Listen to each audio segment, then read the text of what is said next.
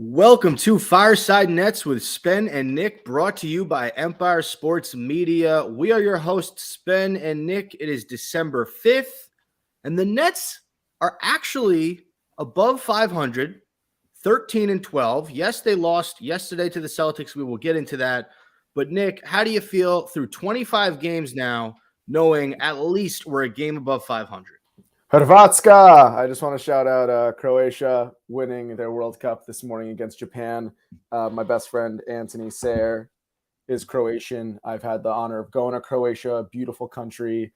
They made it to the finals 4 years ago, lost to France, and now making a great run into the quarterfinals.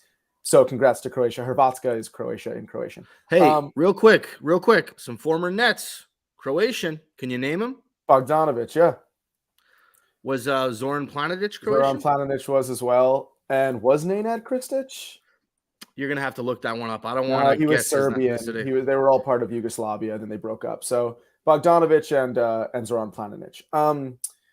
Dude, this Nets team was actually holding the best winning streak in the NBA before they lost to the Celtics. I've loved what I've seen. I love TJ Warren back. That's the biggest thing for me. People don't realize TJ Warren's 6'8".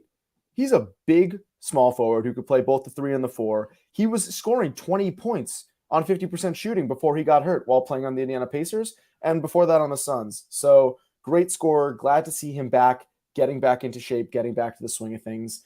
Listen, Kyrie's kryptonite is the Celtics. 7-21, 33%. Those are my takeaways from that game. We'll go over that game, honestly, I know.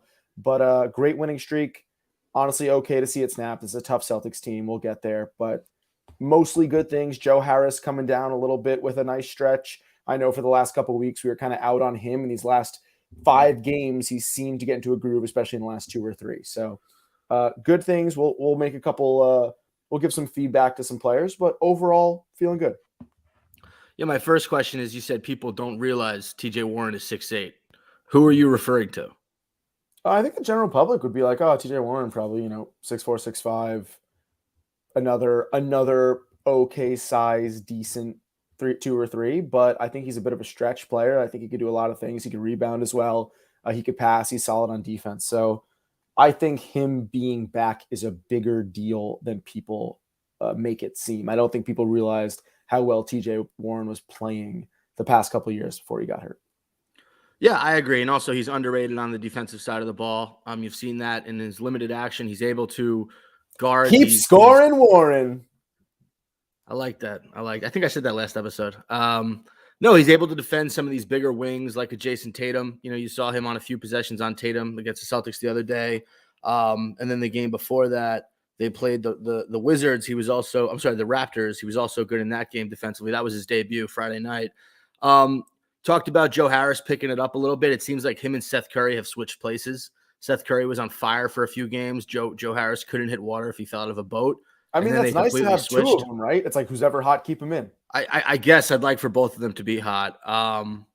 So let's get to the Celtics team. Let's get to the Celtics game, because I thought that there were a lot of encouraging signs from this game. I wasn't able to watch it live on Sunday night. That's because I was at the best damn comedy sketch show in the city. Nick closed out the year with I Mostly Blame Myself, the best of show, and it was a sight to see. So shout out to Nick's comedy sketch group. I Mostly Blame Myself. They're going to be performing again in 2023. If you guys are interested in going, please DM me. Follow them on Instagram. We'd love to hook you up with some discounted tickets. 50% off, 50% off. Yeah, thank you. That was a fun night. Brought down the house, standing ovation. It was a great time.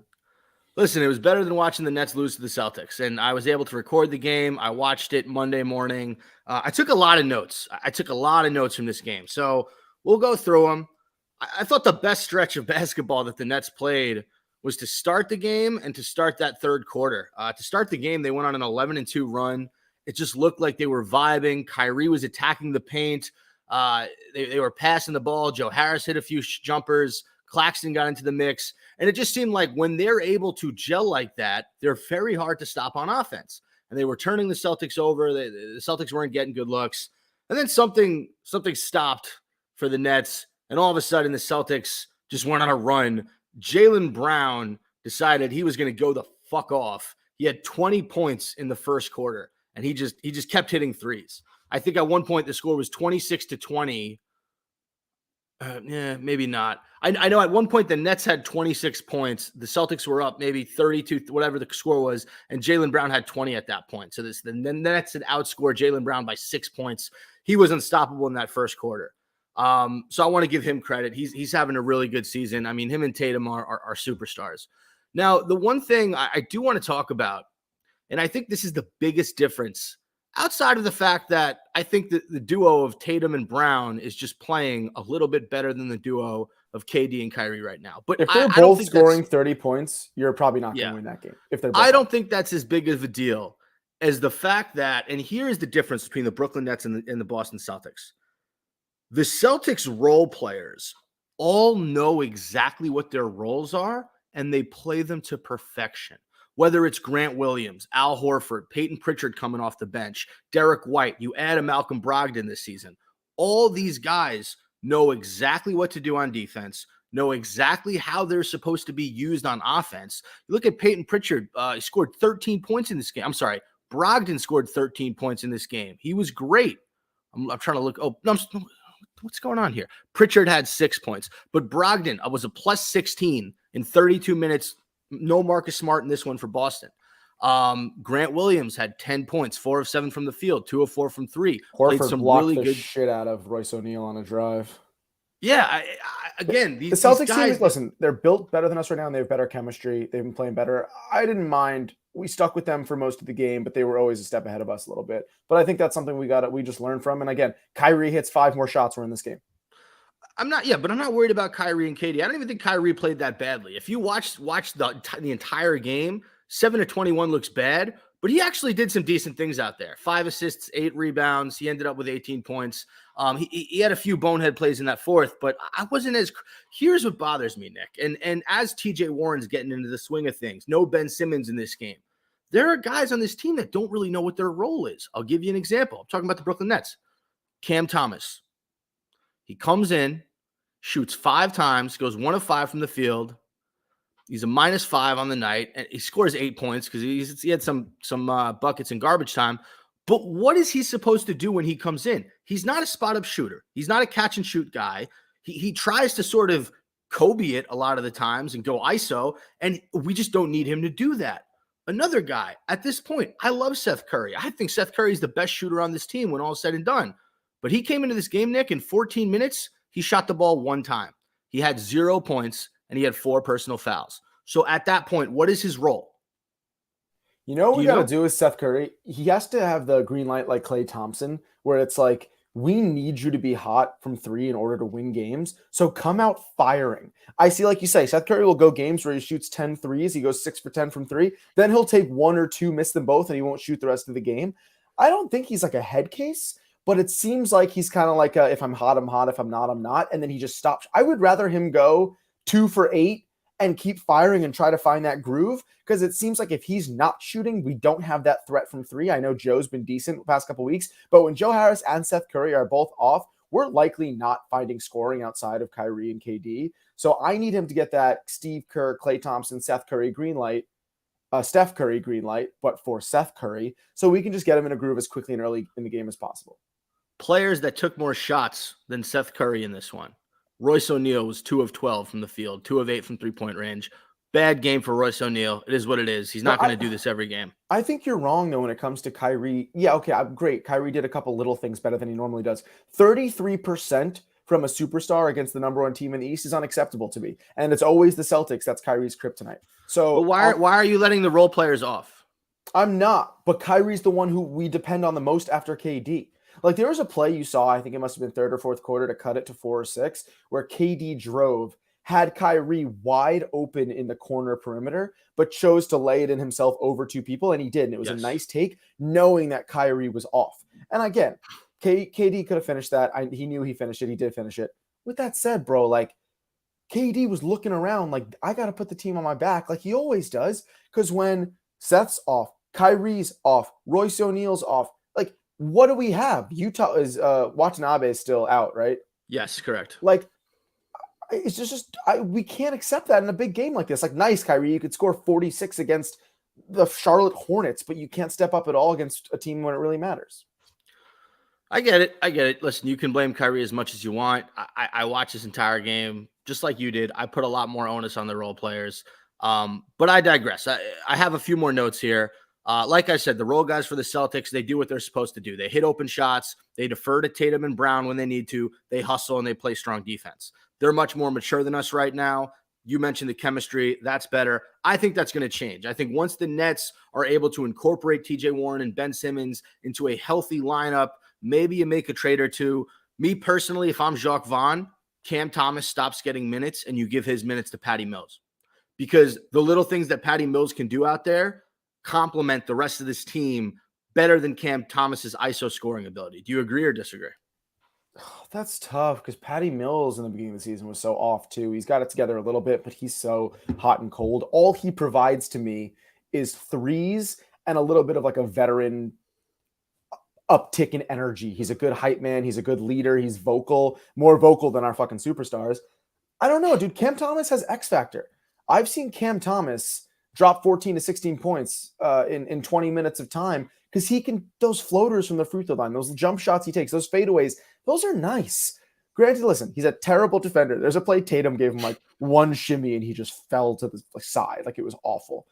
But I don't know, dude. What's Patty Mills? 35? And maybe he's good for 6 points? I want more guys that complement the way the Nets play basketball, and that is deferring to KD and Kyrie when necessary. That is hitting open shots. That is being a catch-and-shoot player. Patty Mills can do that better than Cam Thomas. He also gives you a little bit more energy than Cam Thomas does, which is kind of sad because Cam Thomas is a second-year player, and Patty Mills has been in the league for God knows how long. So look, aren't you trying to develop Cam Thomas this early in the season? I don't know if this is the best season to develop Cam Thomas. This is the last season you have KD and Kyrie for. You're going for the ship. I would say give David Duke Cam Thomas's minutes. I like David Duke. I like the energy and hustle he gives. Again, he's someone who can complement what the Nets do on defense, and he'll defer to the superstars and the three-point shooters on offense. And just to clarify, you're talking about David Duke, the basketball player, not the white David supremacist. Duke Jr. Yeah, not the white supremacist. Okay. Thanks for clarifying. Also, you didn't have Edmund Sumner in this game, who takes up a lot of minutes. So, wait, you're talking about Edmund Sumner, not Edward Scissorhands, right? Yeah, no, the guy who plays for the Nets, not Johnny Depp's movie. Okay. A little bit more about this game. We squandered a lot of fast break opportunities. We actually I'll give the Nets credit. We played pretty darn good defense in this game, minus that first quarter. The second quarter, defense tightened up a bit. The third quarter, we held the Celtics to 13 points. That was a great quarter defensively. And we were turning them over a lot. They had They finished the game with 15 turnovers, one more than us. Jason Tatum had 9 turnovers, which is, you want to talk about. I know Kevin Durant had 8 turnovers in this one, 4 in the fourth quarter that really hurt us. But the Nets were not taking advantage of those opportunities. They squandered a lot of fast break opportunities when they turned the Celtics over in that first half that didn't lead to points, which sucks. You hate to see that. I'm not one to complain about the refs. They let the Celtics play a little bit physical in this one, especially in that first half. I think it frazzled the Nets a little bit. I think at times when you see Kevin Durant turning the ball over like that, I think in a way it's because of the physicality of the opposing team. And I thought the refs, they did not give KD a lot of calls in that first half. I think he screamed at one of the refs finally when he got fouled on a dunk attempt. So it is what it is. The Celtics are a physical team. They know how to play physical defense without getting called for fouls. Good on them. And the one thing that, the Nets weren't really able to do in this game, they kept it close. They hung with the Celtics on both sides of the ball. But every time that they were within 4, within 5, they just weren't able to get over that hump. And you'd see the Celtics, there was a play, I want to say the Nets cut it to 2 in that fourth quarter. And then Malcolm Brogdon penetrated the defense, found Al Horford wide open for a corner 3 on the next play to get the lead to 5. That was followed by a Kevin Durant turnover that led to a Jaylen Brown dunk to push the lead to 7. And that was the closest the Nets got to the Celtics, was that 2-point deficit in the fourth quarter. I don't remember how much time was left to play. It is what it is. The Celtics are the best team in the league. This is not a terrible loss. They closed this out in the fourth. Even after we made a little run, I want to say with 3 minutes left, they were able to stay calm, cool, collected. They're a group that knows how to play together. And the story of this game, turnovers killed the Nets, not taking advantage of the opportunities, and their team were just a little bit sharper than us. That was it. You want to make a Darren Sharper joke, Probably shouldn't, because I'm pretty sure he's in jail for a bunch of rape. Not good on Darren Sharper. That's the only guy. Or Sharper Images, I guess you can. Any sort of joke with Sharper Images you want to throw out there? No, I have nothing. Shannon Sharp, idiot. Skip Bayless, genius. Did I tell you that my friend, I told you my friend Alex played the NYU Columbia annual game at Barclays on last Sunday. And do you know who the ref was? Shannon Sharp. Smush Parker. Oh, Shout I out like to Smush Parker. What was he, a former Laker? Yeah. Kobe notoriously said he was the worst player he had ever played with. That's actually really funny. Yeah, it's kind of. Yeah, I'm looking at his Wikipedia. Let's just say he spent a lot of time in the G League and a lot of time overseas. He was actually really hurt by those comments. Yeah, I probably would have been too. But he did have a season with the Lakers 05-06, 12 points per game, shooting 45%. So, listen, I wanna stay on the Nets. You know, we can get to we get to Smush Parker. We later. can get to Smush Parker offline. I think it was an encouraging. I think it was an encouraging loss. I think they did a lot of things good. There's a lot of things they can clean up. Nick Claxton, decent game in this one, 9 points, 14 rebounds. KD was your high man with 31. Did have 8 turnovers, 7 rebounds, 5 assists. And Joe Harris, 13 points, 5 of 10 from the field. Nice game for Joe. So we can move on because the Nets were playing some pretty darn good basketball before that loss. And we'll go all the way back to Wednesday. Do the Wayne's World rewind. 113-107 was the score on Wednesday night against the Washington Wizards. This was the start. I guess no, actually, this was the follow-up to Kevin Durant's masterful performance against the Magic we covered last week. This week, 39 points on Wednesday, 11 of 11 from the free throw line, 13 of 20 from the field, 1 turnover. He was incredible in this game. Kyrie Irving also had a strong performance, 27 points for Irving, 9 of 21 from the field, 7 of 8 from the free throw line. And that was really it. I mean, Joe Harris, basically a very similar stat line to in this game as he did in the Boston Celtics game, 14 points, 5 of 10 from the field, 4 of 6 from three-point range. No other net was in double figures in this one. This was a good win to me. The Wizards team is nice this year, bro. The combination of Kuzma, Beal, and Porzingis, those are 3. I mean, you'd give Porzingis and Beal superstar status. Maybe I'd give Kuzma like a sub-star status. But if they're scoring 25 a game each like they did against us, that's a tough team. That's a 500 team. They're 11-11 right now. So we're really fighting with them for that bottom of the top 8 playoff spot right now in the East. So props to our team. Sub 10 turnovers. That does not happen for this Nets team usually. But 9 turnovers total against the Wizards. So taking care of the ball just a little bit better than we usually do. The only thing that concerns me, this Wizards team is pretty big. We got out-rebounded by 16, 51-35 on the offensive boards, 14-4. So, again, a close game. Stars came out to play. I think we were a little stronger talent-wise. But something to keep in mind when we play these big teams, they're able to stay in it on those second-chance opportunities. The Nets are the worst team at stopping second-chance opportunities in the league. So something like you always say we need to get better at is rebounds, maybe another big man, maybe finding that guy who could play the TJ Warren spot. Maybe TJ Warren is the answer for more rebounds per game. But a good game, a good win against a solid Wizards team. Shout out to Gilbert Arenas and everyone listening. Don't bring guns into the locker room. Yeah, definitely don't bring guns into the locker room. Also wanted to give you an update on the Darren Sharper story because I was curious. He settled his lawsuits with his 3 rape accusers as of June 2022. Great. One of the best safeties in his generation settled this lawsuit. Remember when people used to say safety when they farted? I do. That was pretty cool. Wait, so anyway, I just wanted to clear that up. If you said doorknob, they got to punch you until you touched a doorknob. Yeah. We should bring that back. We should. The one note I have on this game, they shot the ball 25% from three-point range, 6 of 24. That's pretty much where the game was won. We were 11 of 26. Yeah, I mean, they had 3 guys in double figures. Porzingis had 27 and 19. He's a monster. I would love to have him or Kuzma on the Nets. Kuzma had 25. Bradley Beal had 25. And shout out to Denis Avdija. You're right? That's how you say his name? Right. Denis Avdija. I think it's Avdija, like it's a Y. Listen, he's He came in. He had a nice little ovation from the Brooklyn crowd. He is Jewish. I think he is the only Jewish player in the NBA, correct? Is he the only Jewish player? I think he might be. So yeah, you can double check that. But it was nice to see him get a warm you're right. ovation. Washington Wizards forward Deni Avdija is the only Jewish player on an NBA roster. But remember, Amari Stoudemire is Jewish. He's not on an NBA roster. Nice win against the Wizards team at home. This was your third win in a row, because then on Friday, we played the Toronto Raptors. And this was the feel-good game of the week because you had the return of TJ Warren. It was great to see him back. Keep scoring, Warren. The rain is pouring Sunday morning, TJ Warren.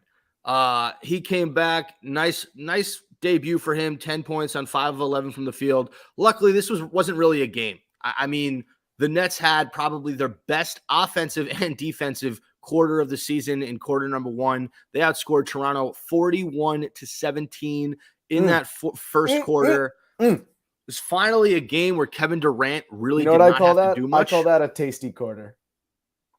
Yeah, I call that a quarter pounder with cheese. Oh, I like that. Yeah, KD didn't have to do it all tonight. I mean, 17 points, 9 rebounds, 7 assists. I'm sorry, not tonight, on that specific Friday night. Kyrie had 27, 10 of 17 from the field. He was on fire in this one.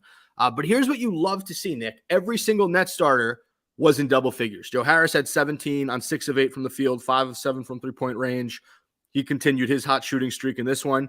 Nick Claxton, 15 points, 9 rebounds on 7 of 9 from the field. And Royce O'Neal, 11 points as well. And like I said, TJ Warren was the 6th man in double figures. He had 10 points on 5 of 11 from the field. You saw glimpses of what Warren could provide to this team, which is another offensive scorer who can create off the dribble, a versatile defensive player who can really help out with his length, and just an overall guy who has something to prove this season. You know, him and Edmund Sumner are coming off these horrific injuries, and you see the effort they're giving on both ends of the ball. You just love that these guys are on your team right now because they're playing for their future. They want big contracts in the future, and they're both young guys. Yeah, that's really all I have for this one. I mean, they were able to come back a little bit. They made a run in that fourth quarter to, I think, get the lead to only I think they cut it to 14 at one point, but we were able to close them out. Nice win against the Raptors team in which Scotty Barnes played, Fred VanVleet played, OG Anunoby played, Siakam played. We still dominated them. So that was nice to see. And like I said, no Ben Simmons in these last few games, not in the Wizards game, not in this game. So it was nice that we get a guy like TJ Warren, who's like you said, he's 6'8". A lot of the general public doesn't realize that, as you pointed out.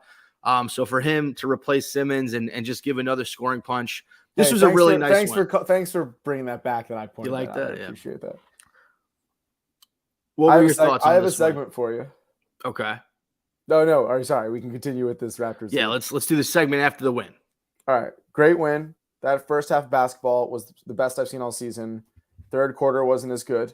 Fourth quarter obviously kind of slowed down. We put in our subs, and they were able to come back a little bit. It's hard to play. It's hard to keep your foot on the gas for 48 minutes of basketball. I'm the realist here. I'm the one who's got to keep us in check because you're just like, lolly, lolly, la. We get one win. We're the best team in the league, and nobody could ever beat us again. That was a great impression of me. You're like, lolly, lolly, lolly, la. I'm a loser kid. I think the 18 turnovers is a little bit of a concern for me. When we start to play super well, we're up 15, we're up 20. We get a little lackadaisical, a little lolly jolly with the ball. We end up throwing it to the other team. Luckily, this game was everyone on point. We shot 54% from the field.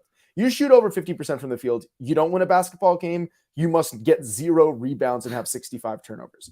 So right. A good win. It was a nice, kind of top. It was, to hit that 4-game winning streak. This was kind of the zenith, the top of the mountain, to absolutely crush in that first half and feel like we're really building something with this organization, with the chemistry, with the players, Kyrie being back, TJ Warren coming back. So all good things. Celtics kind of put us in check a little bit, but Raptors was a nice win, all things considered.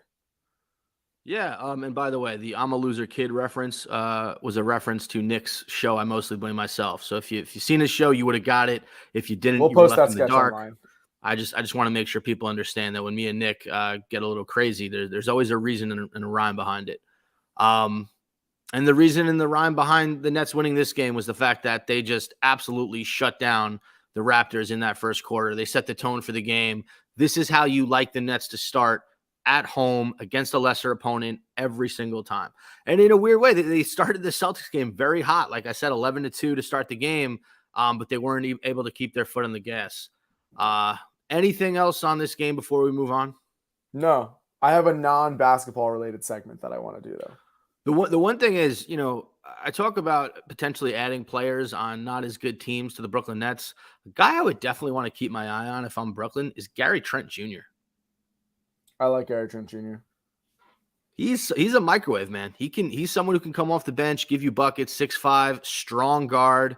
If the Raptors don't have it this year, I would love to get my hands on him or Juan Hernan-Gomez. And by my hands, you only like Juan Hernan-Gomez because of that movie with Adam Sandler. Metaphorically speaking, I would love them on my team. And I don't want to actually grab them with my hands. What did I say? Juan.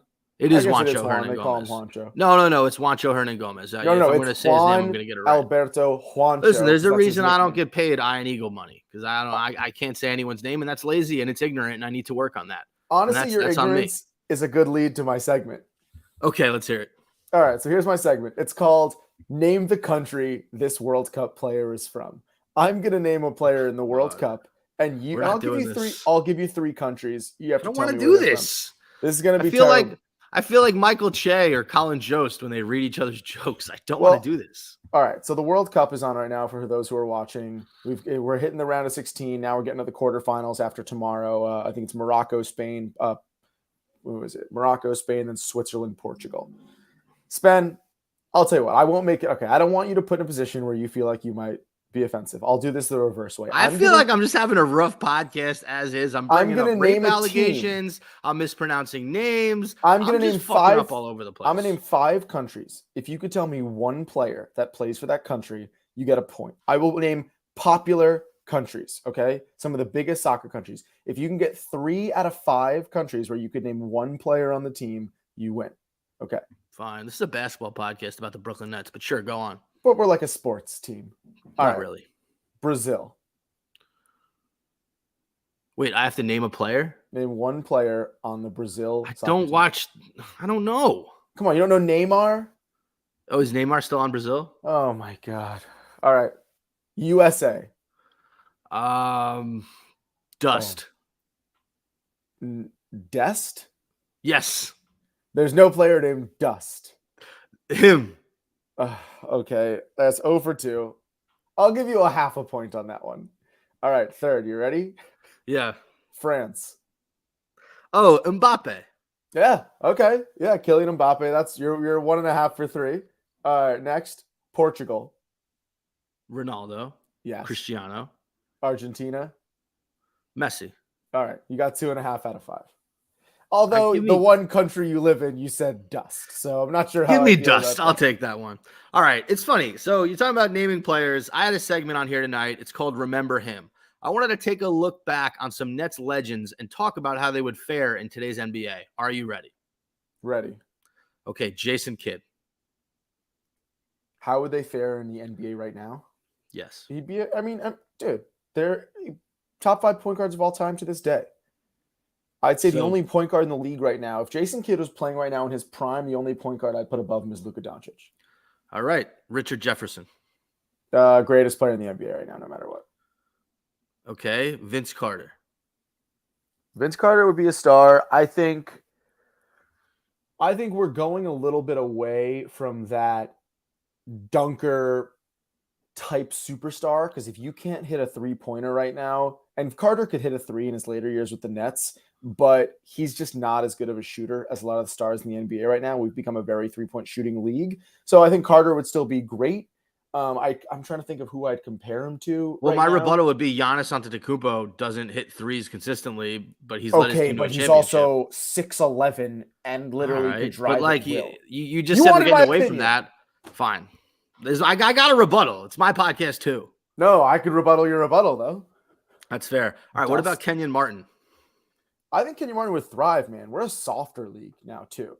We need big guys. We need bang bros. That's what we need. Yeah. So we need guys down low with the body. I mean, if Kenyon Martin was on the Nets right now, that'd be the piece we're missing. A guy who can give Claxton a blow. That's all we need. Joe Johnson. A bank bro that can give Claxton a blow. That's everything. Joe Johnson to me would be like a DeRozan, kind of like that one guy in the league who still shoots mid-range for some reason, but is super consistent with it. So I think he would do well. I think he's also a clutch shooter. He's a playmaker. He's got X factor. I love Joey J. I am hot like DeRozan. When I shoot it, it goes in. That's Nice. Kyle.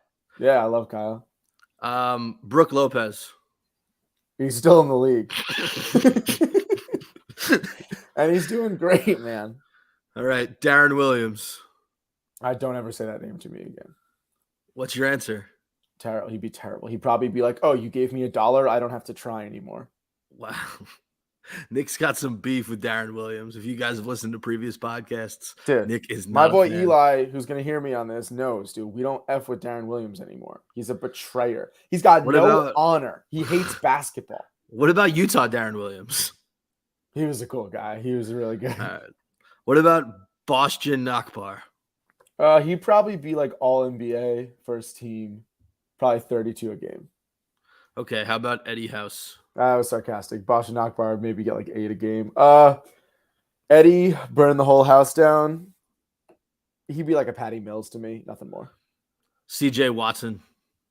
Oh, swat it, son. CJ former guest of the pod. Yeah, I like CJ Watson, bro. He's a good sixth man. I think he'd provide a spark. I think he might be more consistent off the bench sometimes than Joe Harris and Seth Curry would be. By the way, Boston Nakbar, also former guest of the pod, one of our favorite guests. So we said CJ Watson. How about Aaron Williams? I knew you were going to say that next. Also former guest of the pod. Again, I think he would do what Kenyon Martin would do. He not as well, but he's a body, man. And we need guys like we get rebounded every game. He'd help us kind of go from that lowest in the league in terms of opponent second chance points to maybe being a mid-tier rebounding team. So guys like A-Train, guys like Kenyon Martin would really benefit from being on this Nets team right now, and the organization would benefit from them. And finally, Andre Blatch. I'm good. Dude, he was actually pretty good for the Nets. Who is that guy? Reggie guy. Evans? Is that his name? Reggie Evans. Yeah, he was the rebounding monster. Oh my God. Yeah, I never want that to see that guy in a basketball uniform. I still feel bad that Kobe said Smush Parker. I feel bad that Kobe said that. Dude, look up that story. Kind of wild. All right. We've had a little fun on here today. We're going to end this podcast with a limerick that I wrote about the Brooklyn Nets. Nick, are you ready? I'm ready. The Nets are on their way. Their best basketball they have yet to play. At times, they're unnerving, especially Kyrie Irving. Like in Shul, for this team, I will pray. That was actually pretty good. That wasn't bad, right? Took me a minute to write, but I like it. All right. I'd call you the third best writer in the family. What? I'm better than Mom? Yeah. That's cruel. Also, first of all, you and Dad write a lot more than me. I'm a pretty damn good writer. Yeah, that's fine, but you're still third. You got voted nicest in the family, though. I think I'm a better singer than you. That's just not true, bro. Did you hear me last night on that last note? Yeah, no, I know. And I was telling people, I'm like, he's good, but like, I'm better. That's absurd. I think you just sing and you have no idea what key you're in ever. I don't think you know what key is. I'm a better basketball player, though. Can we agree about that? We can't agree on that either. All right. To close it out, you know pizza more than I do. I'll tell you that. And you know Marvel movies. To close out the pod, I want to say that it's nice to see that the Nets are trending in the right direction still, despite the Ben Simmons stuff, which is a little bit concerning with his knee. TJ Warren's back. This team is finally rounding into shape. If guys like Seth Curry and Cam Thomas can figure it out and carve out their roles on this team, great. If they can't, I'm going to need Sean Marks to make some moves and make them soon, because we're going to know very, very quickly if this Nets team is a serious playoff contender or not. It's going to be in the next few weeks. We're going to see how they play. I mean, the 4-game win streak was nice, but can they continue, taking 2 out of 3, taking 5 out of 6, even 4 out of 7? Can we continue this nice stretch of basketball now that a few of our guys are playing a little bit better?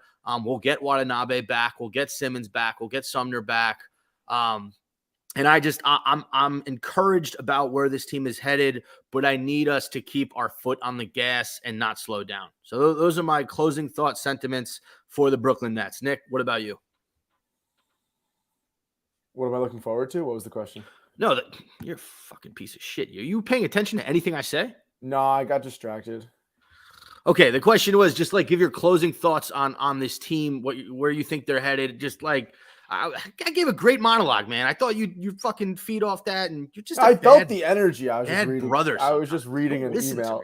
I take that back. You're a great brother. I'm sorry. I should never say that. You're the best. I think if Simmons comes back and plays the way he's playing, TJ Warren's now that guy off the bench who can provide some rebounds and some better minutes than a lot. Seth Curry, Joe Harris, Patty Mills, who have been a little inconsistent. I think you're looking at a 4 to 5 seed in the East that could make a run as we get better chemistry and come together. As you say, I still think there's missing pieces that need to be filled. Really in the rebounding big man department, if we can get one guy like an A-Train, someone along those lines, I think we really filled out a roster here. There are few teams in the league, if any, that could stop us if Kyrie and KD are both on. It's like Jalen and Jason Tatum. See, I don't want to hear that though. I need to know that our role guys are good too. I can't just but you have to put your dependency on the best two guys. Yeah, but think about the playoffs last year. Think about what happened in that first game. Kyrie and KD both went off, and then that was Kyrie definitely went off. I don't know if KD went off, but whatever. Agree to disagree. We know what to expect from KD and Kyrie. We know what they're able to deliver on a nightly basis. We need the other guys. We don't know what Warren's ceiling is going to be. We don't know how good Seth Curry can be on the Nets. We need to figure that out. I agree. But to me, it starts with the best and it trickles down. It's the trickle down theory.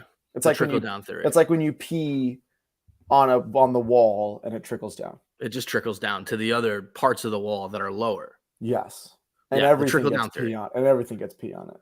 I'm pretty sure I saw that in like a science journal last week about the trickle down theory. I don't remember which science journal, but it was definitely one of the good ones. All right. So that does it for this week's episode of Fireside Nets with Spen and Nick, brought to you by Empire Sports Media. Thank you guys for listening. Have a good night. Nick, take us away. I got you on the fireside. You got to get